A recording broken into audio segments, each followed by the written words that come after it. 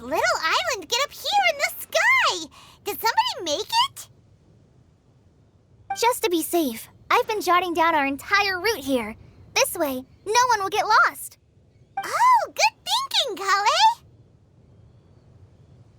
Who would have thought we'd find this kind of table here? Weird. It's almost as if someone was holding a tea party. I never would have guessed that such a place could exist. Right above Mondstadt, too. Wow, look at that pretty lantern on the table. There's even a chair for each side of the lantern, too. There seems to be something on the back of this chair. Let me have a closer look. Take your seat, present your answers, and you shall reach enlightenment. Well, as far as instructions go, I guess that's simple enough. So we just need to do as it says, right? Wait a second. Huh? What is it, Albedo? We'd better make sure this place is safe before taking our seats. Everyone, please stay clear for a moment. Well, all our questions and doubts aside, the scenery here is pretty amazing. It'd be impossible to feel stressed here. How is everything, Albedo? Everything seems to be fine. I didn't find any traps or suspicious mechanisms, but I also couldn't find any overt destructive devices. Huh? What do you mean? Well, it seems that wrong answers won't have any catastrophic consequences. Looks like we'll have to sit on these chairs and fulfill the prophecy. Everyone, I would like to suggest that we try some risky answers on our first attempt. Let's reserve our most confident answers for the second round. That sounds kind of smart, but why? I get what he means. If we do as he says, then we may be able to figure out how the puzzle works. I see. That makes a lot of sense. Mona, is there something wrong? You're not looking too good. Oh, are you hungry? I brought some snacks. Thank you for offering, Clee, but that's not quite it. While Albedo was checking just now, I gave my scryglass a spin hoping to find some information. But there's a strange aura to this place. It's almost as if someone has been staring at me as soon as we stepped foot in here. But if nothing here has actually been physically tampered with, then no. Could that person be?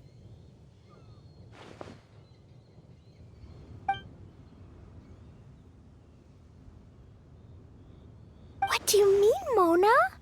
Who could it be? Never mind. It's not like I've got any proof. Don't leave us on the edge like this, Mona. I'll just do what Albedo said. Yes, let's test the hypothesis together, Clee. Come on, join us, Mona. Oh, all right. Okay, then I'll answer the first question. If someone were to ask me to find a flower that is not of this world... You can do it, Sucrose.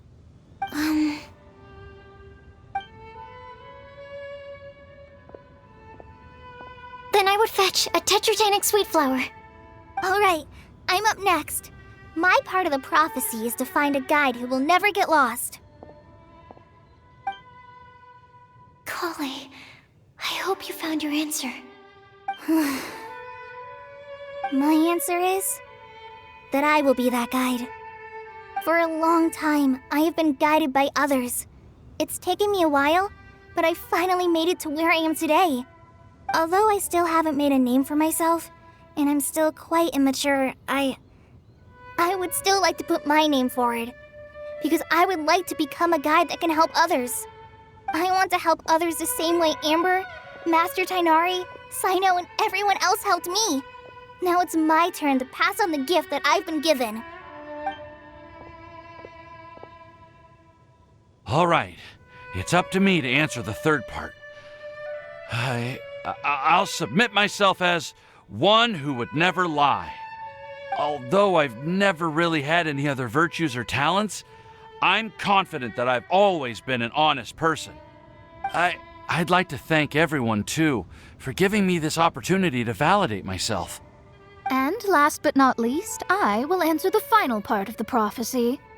There's no tale more befitting the title of a legend that never ends than our fates as human beings. Wait! The lantern just lit up! Whoa! All four sides of the lantern are glowing! Huh? But Kale, could I ask you to stand up for a second? oh, all right.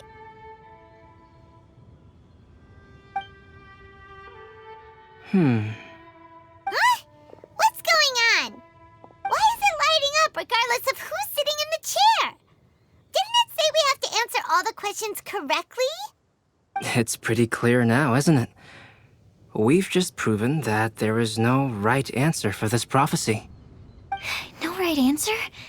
Although the instructions had come from an old and enigmatic prophecy, it is in fact nothing like the ancient mechanism that we had all imagined it to be. I believe the lantern only serves as a simple signal. And to think, I never expected you to actually find this place. What? There's someone else here? We meet again, traveler. Hey! You're that Outlander we met the other day at Good Hunter! It's all thanks to you that I was able to find this place. Good thing that you were too preoccupied with the prophecy to notice someone tailing you from the shadows. Oh, is that so? Then, why do I spy yet another person following in your shadow?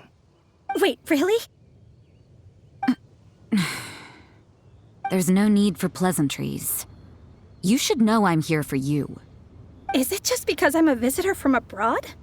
I was there when you snuck your way into Marjorie's place. So you had your eyes on me even then, huh? That was 2 whole weeks ago, you know. It's hard not to notice you when I'm on duty every day. All right. In that case, I'll admit it. I was the person who slipped this prophecy into the storybook. Huh? But why? Then, does that mean this wasn't a real prophecy after all? Don't worry. Even though you probably have plenty of reservations about me, you can be sure that the prophecy is genuine. In fact, many of you here today may have heard the code name of the one who left the prophecy to me. She hailed from an ancient assembly of powerful women, each of whom used a single letter to signify themselves. Who would have guessed? It seems that power was indeed left behind by the old hag after all. Ah, so you're B's student. It's an honor to meet you. I am Scarlet, the successor of Jay. Well, what are you talking about? It's a long story, but I'm not quite sure that I'm the best person to tell it. Since you've all spent so much time and energy trying to decipher this prophecy, you must also be very interested in the secret behind this lantern, no? The lantern has already been lit. Now then, please allow me to disturb your happy peace. Huh. Why did this little thing just light up? How strange. Hello? On the other side of the lantern. Can you hear me over there? Mom? Oh, I hear many youthful voices. Madam, I am Scarlet, the successor of Jay. Oh, since we've last gathered, Jay's successor has already become so reckless and bold. Unbelievable. Wait. Why are you talking just like the old hag? Old hag? Who would dare say that? Is that Mona? Who are you? Who dares imitate my master? And what of imitation and mimicry? It has always been a fool's errand to mimic and learn from humanity. Aunt Alice, I'm here too. Mom, why are you trying to talk like other people? So I see everyone's here. Well then, my warmest greetings, everyone. Miss Alice, why would you... Well, it's been many years since this lantern last lit up. You can't blame me for thinking that one of the old friends from my youth may have decided to catch up again. Why she sounds so... And if I recall correctly, we left this lantern in the care of the Animo Archon Barbados.